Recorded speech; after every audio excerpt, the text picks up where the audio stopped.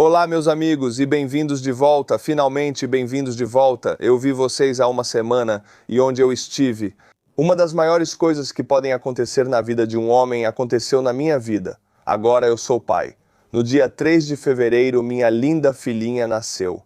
O nome dela é Rachel, do jeito estoniano. Em inglês americano, vocês diriam Rachel, mas nós dizemos Rachel. Estou estragando o nome da minha filha, é isso que faço. Tenta falar comigo, Rachel. Acho que soa forte e bonito, com um A e um H no meio. Agora sou pai. Faz uma semana, não dormi nada, não dormi mesmo. São 7h20 da manhã. Eu estava aqui no estúdio por volta das 5 da manhã hoje. Ela acordou por volta das 3 da manhã hoje. Eu não durmo nada, mas ainda estou fazendo um vídeo para vocês. Vou voltar a fazer isso agora 3 vezes por semana porque eu preciso. Essa guerra não acaba mesmo que eu tenha uma filha, mas tenho uma. É uma boa notícia, estou muito feliz e super cansado. Se quiser apoiar essa nova fase da minha vida, apoie. Isso. O apoio seria muito importante, pois trabalhar está mais difícil e isso traria equilíbrio à minha vida. Algumas pessoas já fizeram isso. Assim como estraguei o nome da minha filha, Rachel, agora estou estragando o Buy Me a Coffee. Membros mensais, nós temos Joshua Fuchs, isso mesmo, como você ouviu, Fuchs, e o segundo, Tom van der Heide. Agora eles se tornaram membros PEC antes mesmo de saberem. Eu me tornei pai, então você também tem essa oportunidade agora, e vou estragar o seu nome no próximo vídeo. Inscreva-se no Buy Me a Coffee. Vamos passar para a base russa em Nova Mikhailivka, nos eixos de Huiliopola, e aqui encontramos um centro logístico russo perto da linha de frente. O drone entra pelo buraco no telhado e o belo local se revela. Primeiramente, um Lada Niva vermelho, esse é um lendário veículo off-road soviético. Isso é notoriamente ruim, é realmente barato, mas também é muito, muito ruim. Lada Niva, um verde e Lada Niva, um bege.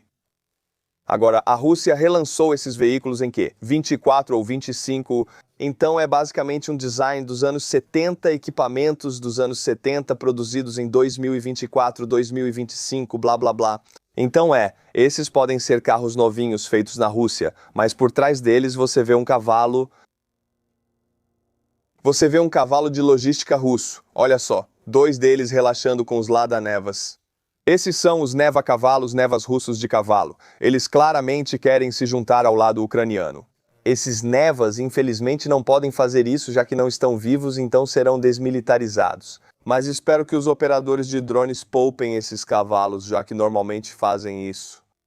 Mas este é um centro logístico russo, segundo exército do mundo, 2026. Isso mesmo. Boom! Já era, meus amigos. Estava fora quando algo importante aconteceu e não pude comentar. Vocês já sabem, mas agora temos mais detalhes. Qual o desfecho atual? As consequências de cortar o Starlink para os russos e também para algumas unidades ucranianas já se passou há algum tempo. Durante uma semana ficou fora do ar ou foi desligado, foi desativado no dia 4 ou 5 de fevereiro, agora já é dia 9. Então agora sabemos que isso realmente afetou muitos russos. Não foi um golpe pequeno, foi muito maior. Toda a comunicação do exército deles e a cadeia de comando na Ucrânia nesta guerra dependiam do Starlink, uma empresa privada dos Estados Unidos. Isso é insano. A Rússia enfrenta uma catástrofe nas linhas de frente, com tropas, comando e controle fora do ar após a queda do Starlink em vários setores, interrompendo operações de assalto. Os problemas afetaram apenas tropas ucranianas que não enviaram rapidamente as listas aos Starlinks privados. As solicitações ainda estão sendo processadas. Eles criaram uma lista branca. Os Starlinks do exército ucraniano precisaram cadastrar seus dispositivos nela antecipadamente. Assim, o Starlink deles segue funcionando. Os russos não conseguiram, então os deles não funcionam e todo o Starlink na Ucrânia foi desligado. Os que não estavam na lista branca foram desativados. E Elon Musk, a liderança da Starlink e a defesa ucraniana estavam trabalhando juntos nisso. Não posso enfatizar isso o suficiente. O quão grande é o papel que a Starlink desempenha nesta guerra dos dois lados. É muito estranho que nos últimos 4 anos quase todos os drones russos tenham dependido fortemente desse sistema para atacar a Ucrânia. Se você pensar nessa frase por um momento, no que ela implica, é insano. Mikhail Fedorov, que é o novo ministro da Defesa da Ucrânia e já é uma lenda, diz que a lista branca do Starlink está funcionando. Os terminais autorizados operam normalmente. Continuamos a verificação e estamos trabalhando com a SpaceX para garantir o rápido registro dos terminais. Este é o primeiro caso do mundo implementado em tempo real. Sou grato à equipe da SpaceX pelo envolvimento 24/7. Então, os russos de repente ficaram super irritados porque, ao que parece, eles dependiam muito mais do Starlink do que gostariam de admitir. As operações de assalto e operações com drones deles praticamente pararam por alguns dias. E agora eles chamam Elon Musk de fascista. Quer dizer, Elon Musk é um fascista, mas agora os russos estão chamando ele de fascista, então é um fascista chamando o outro de fascista. É uma situação estranha quando os dois Homem-Aranha estão apontando um para o outro. É assim que parece. Para os russos que tentam usar a conta do Starlink, ação necessária.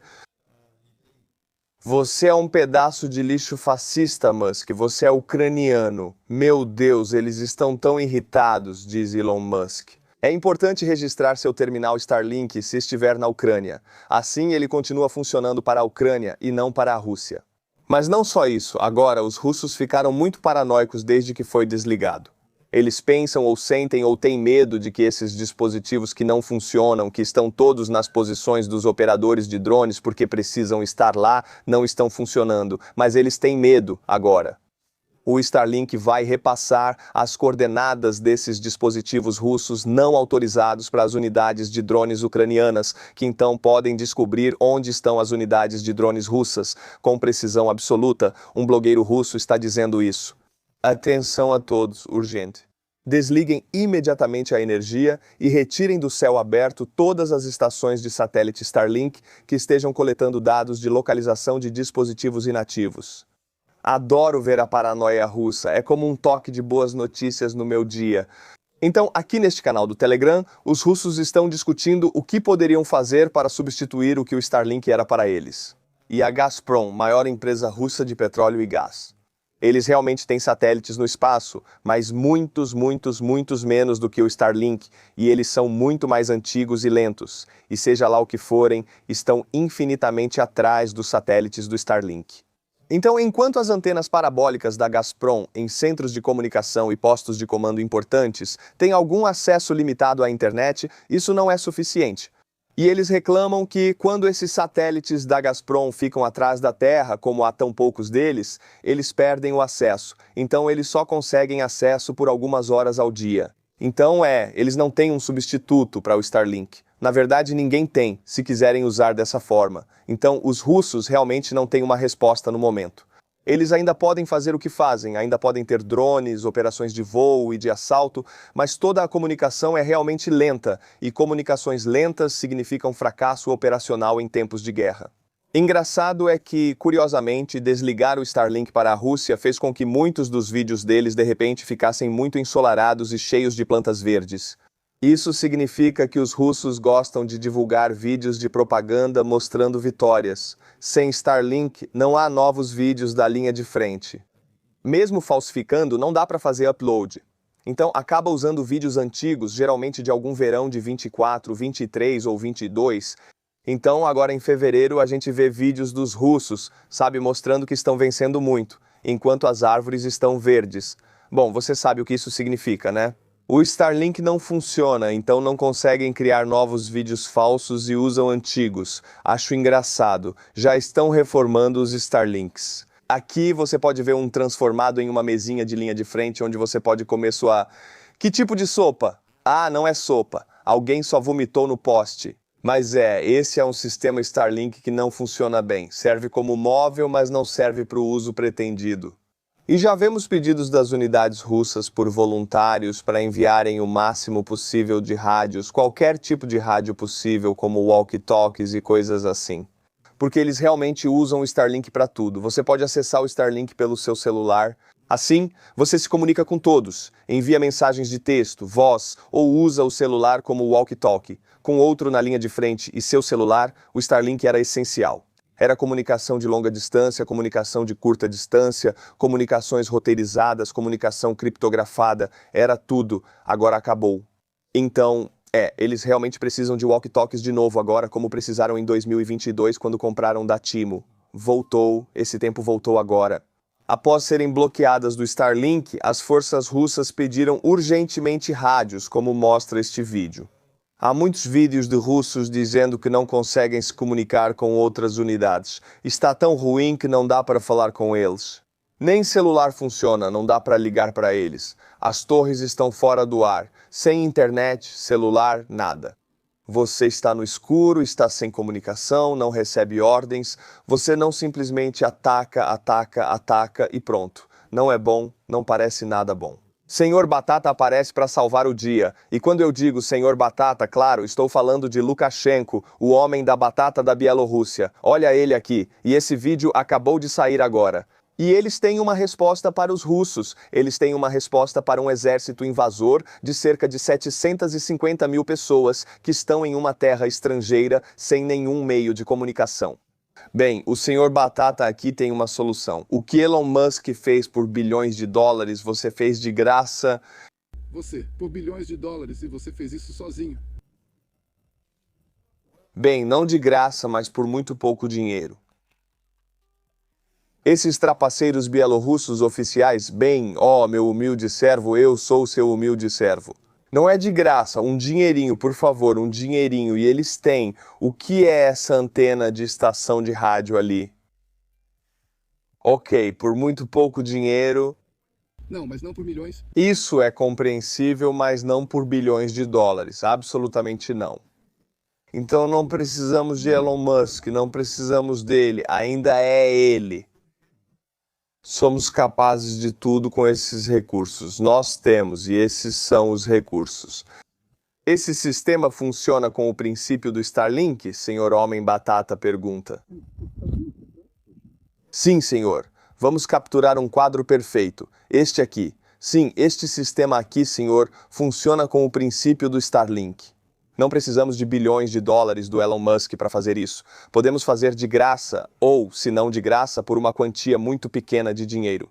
Deposite pessoalmente na minha conta de criptomoedas, não bilhões, mas talvez centenas de milhões de dólares. Posso fazer isso de graça para você, quase isso. É tudo diversão e jogos. Ninguém pode substituir isso por enquanto. Alguns países podem, mas ninguém fez ainda. Quem tem essa tecnologia para lançar satélites simplesmente não fez isso. Aqui está Soloviev, o principal propagandista da Rússia, falando sobre o que isso significa. Digo, ele está todo animado. O cérebro de Soloviev é como purê de batatas. Mexa, esquente. Você pode, sabe, comer se quiser. Ele é meio fraco da cabeça, mas às vezes é divertido ouvir ele divagando, então vamos fazer isso agora por 1 minuto inteiro. Se não quiser gastar seus neurônios com isso, melhor pular adiante. Trump deve ligar para Musk. Em algum momento, o relacionamento deles azedou, então ele só explicou para ele de forma calma e tranquila. Caia na real, não corte o Starlink só para a Rússia, desligue para todo mundo completamente. Ligar para aquele cara da Palantir e perguntar: você está travando sua guerra? Sua própria guerra? Se você está travando sua própria guerra, não posso garantir. Quero dizer, por exemplo, o que aconteceria se atacássemos as fábricas que produzem o Starlink? Solovyov é fraco da cabeça, fraco. Não tem realmente. Ele tem serragem aqui e agora diz, se atacarmos a fábrica do Starlink, que é feita principalmente nos Estados Unidos, se nós, russos, atacarmos fábricas nos Estados Unidos, isso deveria ser uma ameaça. E se realizássemos um ataque em órbita, então nós, russos, atacássemos o Starlink em órbita? Nós somos grandes, somos fortes, vamos atacar os Estados Unidos em seu próprio território e podemos atacar qualquer satélite em órbita. Uau! Não é seletivo. Claro, nossos satélites também queimariam, mas que se dane. É, porque eles têm tipo satélites lixo lá em cima, satélites de custo muito baixo. Se toda a constelação de satélites Starlink fosse danificada, digamos, por uma explosão no espaço, desculpe, e daí? Ah, senhor Solovyov, senhor cérebro de serragem, ele vai bem ao lado do homem batata. Será que os Estados Unidos interviriam para defender isso?